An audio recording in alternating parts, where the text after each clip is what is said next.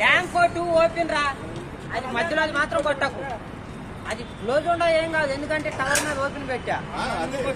అన్న ఇక్కడ పవర్ వచ్చినా ఏం ప్రాబ్లం అవ్వదు. ఎందుకు ఆ 2 ఓపెన్ ఉండాలి, అవతల పారు అవతల పారు, అది క్లోజ్ చేసుకున్నా వేస్ట్, ఓపెన్ వేస్ట్. ఎందుకు ఈ 2 క్లోజ్, ఇది 2 క్లోజ్ అప్లై ఆన్ చేయొద్దు చెప్పినా కాదు. B1 అది కదా లాస్ట్, B1 లాస్ట్, B6 इतना टाइट हो रहा है।